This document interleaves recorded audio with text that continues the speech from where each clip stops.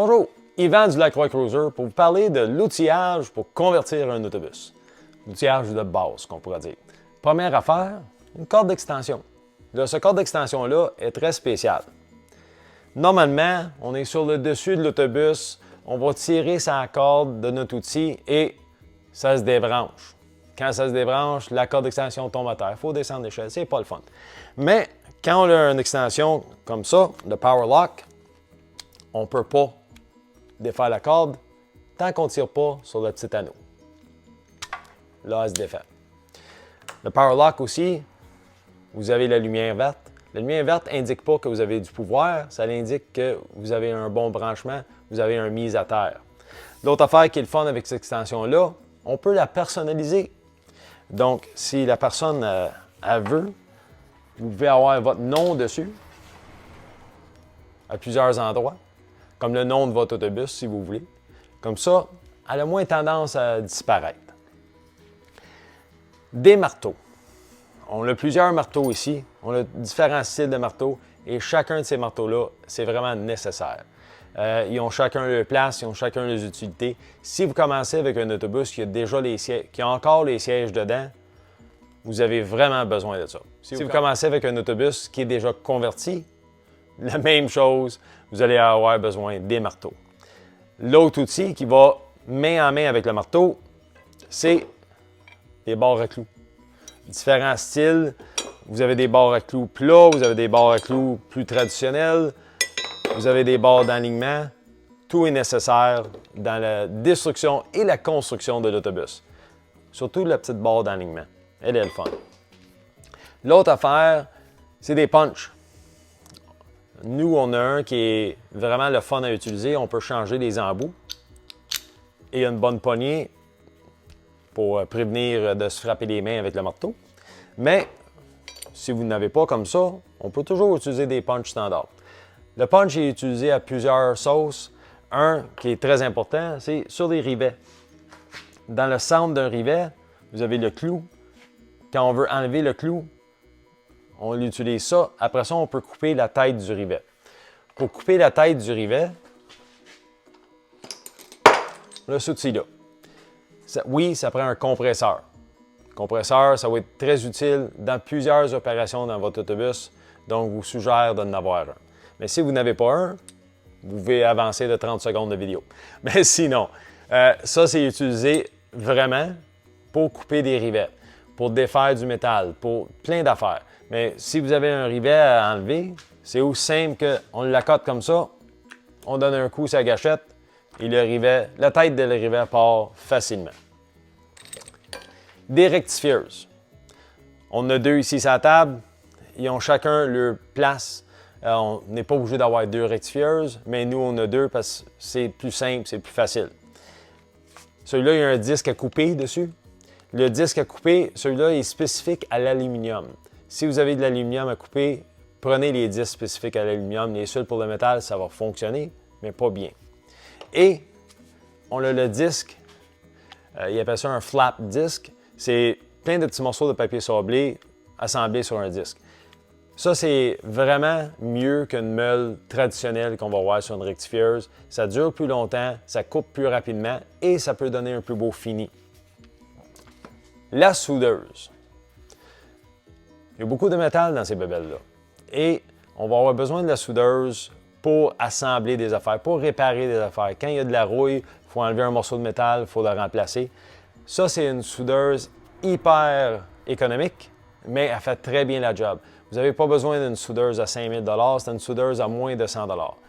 Le casque, très important, mais c'est une soudeuse à l'arc qui est simplement des petits rods de métal enrobés qu'on insère.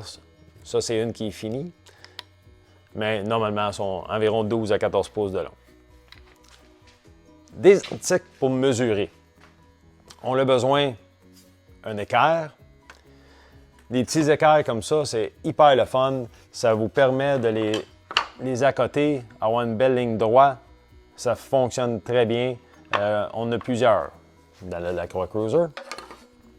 Et une ligne à craie. La raison pour la ligne à craie, c'est très simple. L'autobus n'est pas de niveau. l'autobus n'est pas toujours droite, il y a des courbes, etc. Donc, une ligne à craie, ça vous permet de l'accrocher, faire une belle ligne entre deux points. Donc, si vous avez installé des armoires, mais vous mettez une ligne 36 pouces du plancher, on met les deux points et on étire la craie, on tire dessus, ça nous fait notre ligne qui va suivre le niveau. Des rubans à mesurer. Vous remarquez que je n'ai plusieurs. On en perd toujours un, deux durant la job. C'est mieux d'avoir une panoplie. Moi, je préfère travailler en pouces. Si vous aimez le système métrique, prenez un qui est métrique. Si on garde ce ruban-là, il y a un côté impérial, l'autre côté métrique. L'inconvénient de ça, c'est on le tient d'une certaine manière, on veut mesurer, on va dire, sur ce côté-là, mais c'est le côté impérial, puis on est habitué d'utiliser le système métrique. Donc, c'est pas convenient. Si vous travaillez dans le système impérial, on peut avoir un ruban que le système impérial, c'est deux côtés. Si vous travaillez dans le métrique, vous pouvez avoir un système métrique des deux côtés aussi. Donc, je vous suggère d'avoir, ça c'est mon préféré. Des stylos, des Sharpies, prenez-en, gardez-en en vrac. Des lumières. On ne travaille pas toujours à la grosse clarté. On peut travailler en dessous de l'autobus, on peut travailler dans les coffres d'arrangement, on peut travailler autour du moteur. Le plus de lumière que vous avez, le mieux que ça va être. Des scies. On a plusieurs scies différentes ici. Premièrement, le petit vibrateur. Ça vous permet de rentrer dans des endroits que n'importe quel des autres scies ne peuvent pas aller. Si vous avez ajusté un morceau, vous avez mal coupé, vous n'avez pas coupé assez, c'est formidable. Quand on défait une conversion qui est déjà là, ça vous permet de faire d'autres affaires. Aussi, vous pouvez avoir des lames pour couper la céramique, vous pouvez avoir des lames pour couper le plastique, le bois et le métal. La scie va et vient. Vous remarquez que je n'ai pas une lame dessus. J'ai des lames pour le métal, on a des lames pour le bois, mais ce petit grattoir-là, c'est formidable pour enlever des résidus de colle, de scellant, pour séparer des panneaux, enlever du tapis, plein d'affaires comme ça. Donc, c'est un petit accessoire qui va avec cet outil-là, qui est très important. Un autobus a beaucoup de courbes. Donc, une scie sauteuse comme ça, c'est excellent. Ça vous permet de couper en rond, pratiquer un peu avec. Vous allez même être capable de faire des lignes droites si vous avez des bonnes lames. La qualité des lames n'en fait pas beaucoup dans ces scies-là. Donc, résignez pas sur la qualité de la lame. Une scie ronde, nous, on utilise un banc de scie pour faire nos coupes droits, mais on a quand même une scie ronde. Si vous n'avez pas de banc de scie, vous pouvez prendre la scie ronde avec un rebord droit, puis vous êtes capable de faire des lignes droites avec. Mais si vous avez un banc de scie, tant mieux. Autre que ça, vous avez marqué, c'est des outils Ryobi qu'on utilise. Les outils Ryobi sont peu dispendieux, sont disponibles en vente libre tout partout, même sur Amazon. Et il y a une bonne sélection qui utilise la même pile. Donc, les outils Ryobi, ça fonctionne. Si vous avez un peu plus d'argent, il y a Milwaukee, il y a DeWalt, il y a Makita qui ont des lignes pleines aussi d'outils, qui ont plein de variances et de produits comme ça. Le fusil à caulking. Ça semble être un outil banal, mais c'est un outil très important, de un. Et deux, c'est ce modèle-là spécifiquement, il est très bien fait. Premièrement, quand on tire dessus, le produit sort au bout, mais aussitôt qu'on relâche, il retire. Donc, il ne va pas dégoûter. On a aussi le petit trou ici pour couper le bout du tube. Pour couper le bout du tube. Et on a le pic pour aller à l'intérieur. Tout pris après l'outil et très ergonomique. Et c'est pas dispendieux, c'est un bon outil à avoir.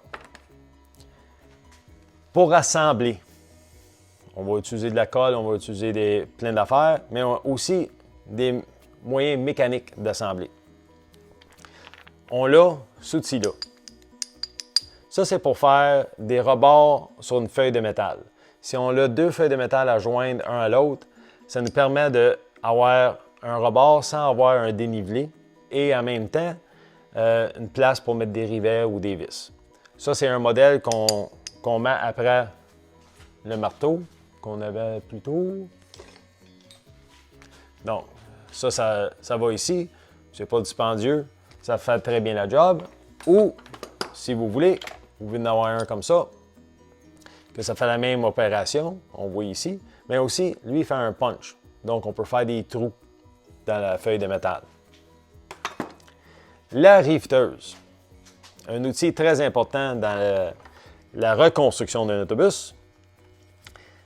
Les riveteuses de ce style-là, évitez-les. Ça, c'est très dur sur les mains à serrer. Deuxièmement, on n'est jamais très bien aligné avec ça parce qu'on force avec. Pour quelques dollars de plus, vous pouvez avoir une riveteuse comme ça. Et le monde qui ne connaît pas un rivet, on l'insère dans le trou et on tire. Là, le rivet prend de l'expansion, remplit le trou et serre les deux morceaux de métal ensemble. Et quand il est rendu au bout, le clou du rivet sort et ça nous laisse avec ça.